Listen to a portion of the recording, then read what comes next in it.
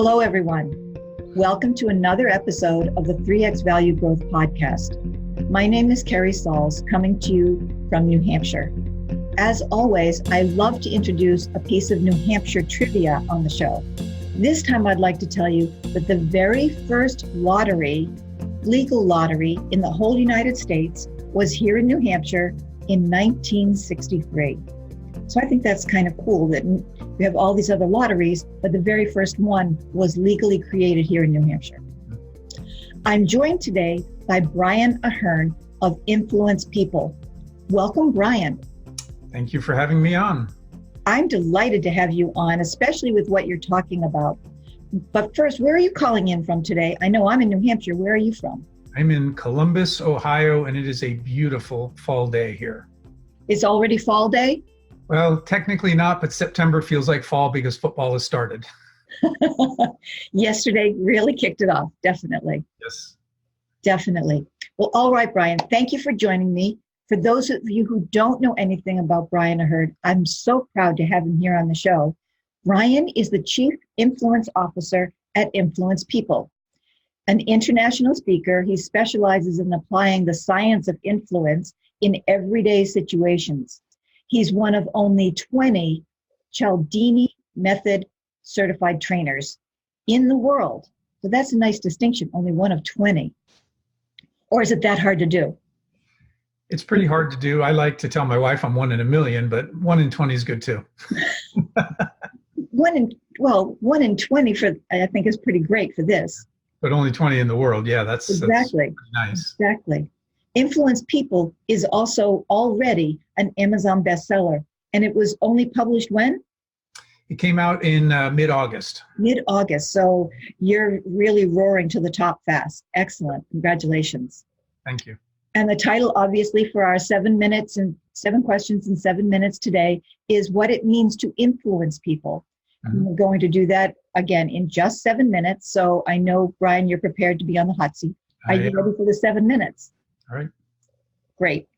My first question, who's your ideal client?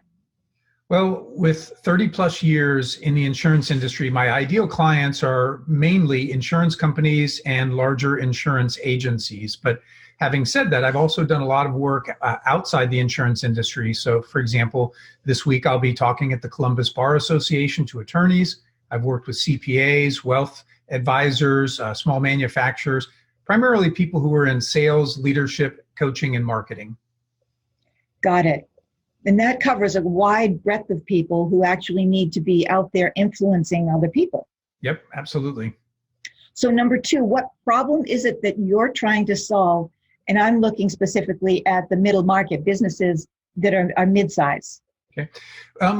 Communication really is the problem, and how to be more persuasive in your communication. And that could be oral communication. It could be written communication.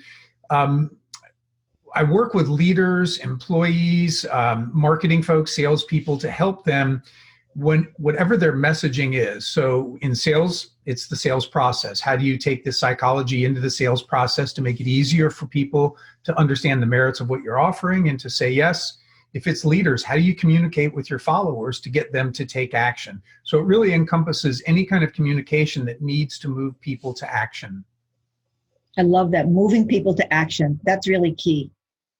So my third question, what are the typical symptoms that you see of this problem that business owners either are experiencing or that they talk about experiencing? Well, I think the biggest problem is most people have never formally studied the science and psychology of influence.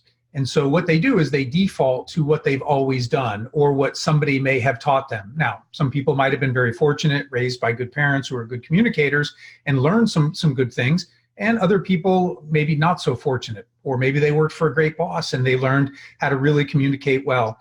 But what I find most of the time is organizations could be doing things much better to get better results if they only understood what the science has to tell them and they would incorporate that into their communication. So there really is a science, it's not just an art. Absolutely. Art sometimes connotes the idea that it's a natural talent. And this really isn't about that. It's about understanding what the science says and then diligently applying that to however it is that you communicate with people. Great. Our fourth question, what are the most common mistakes that owners are making when they try to solve this on their own? I think the most common one that I run into is people want to position offerings as gain instead of loss. And science is very clear on this. People are far more motivated to take action when they believe they will lose something. So for example, Carrie, if I were a wealth advisor and I told you if you could save 1% more, by the time you retire, you'll have an extra 100,000 in your retirement account, that's motivating. But what would be far more motivating would be to say, Carrie, if we can't find a way for you to save just 1% more, by the time you retire, you'll have given up $100,000 of potential savings. It's the same $100,000, but put it into a loss frame, and people tend to feel that more, and they will take more action. Science is very, very clear on that. That's amazing. It's not just playing with words, it's consciously helping them see that there's a real trade-off there, and it's black and white. Absolutely. So my fifth question is, what's one valuable free action that our audience members can implement that will increase the value of their business with what you're talking about? Okay. I would say one of the most simple things that people can do, instead of telling people what to do, start asking. Don't tell your employees what to do. Don't tell your clients what to do, vendors, whomever that is. Because when I tell somebody what to do, they may not hear me. They may not agree. There could be a whole host of reasons that they don't do what I want them to do. But if I simply ask a question and that person affirms that, yes, they will do something, it triggers inside them something that we call the principle of consistency, where we feel better about ourselves, but we also know we look better to other people when we follow through on our word. And so that simple action of moving away from being directive and telling and taking time to ask people and wait for that response, you'll have far more people actually following through on what you want them to do. That's really powerful. That makes a lot of sense. That's something that indeed we can practice on our own immediately. Mm-hmm. So the sixth question I have for you is, what is one valuable free resource that I can direct people to that will further help them with this problem that they're experiencing? Okay. Well, my website, I've been blogging for more than 10 years, every week for 10 years like clockwork. If people enjoy reading blogs, you could go out to my website and stay busy for a long, long time just reading the blog. I've been a guest on dozens of podcasts. I post the links there so people could go back if they want to go more in depth on what we've been talking about here. I've also got videos. And one thing I would like to also make an offer, Carrie, is if people email booklaunch@influencepeople.biz, they're going to get an email reply with a free video. So that will teach them about what we call persuasion. How do you set up the moment so that when you try to persuade somebody, yes comes even easier? I want that. Would you repeat that email? Sure. booklaunch@influencepeople.biz. Perfect. Great. And my last question is to ask, what's one question I should have asked you that would give great value to our listeners? Well, I think something that would be great value, I think all of your listeners probably know that relationship is incredibly important in business. But another common mistake that people make is trying to get people to like them.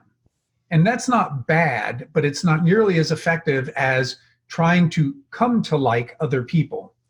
And that may seem like a subtle difference, but it makes all the difference, because if you like me, you might be willing to do what I want. But if you know that I like you, Carrie, we all naturally believe that deep down friends do right by friends.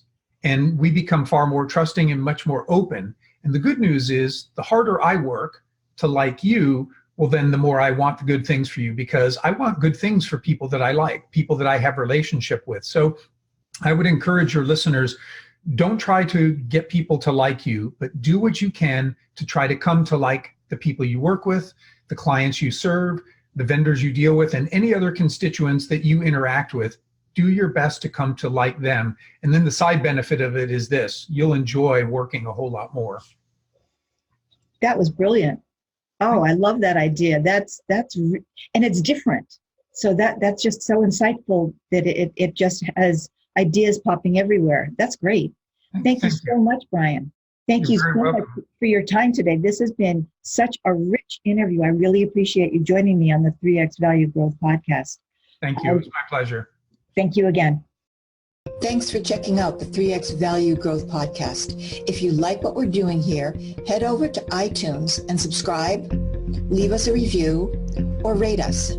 It's very much appreciated. And if you'd like to learn more about the 3X Value Growth model, go to www.3xvaluegrowth.com/model for the PDF.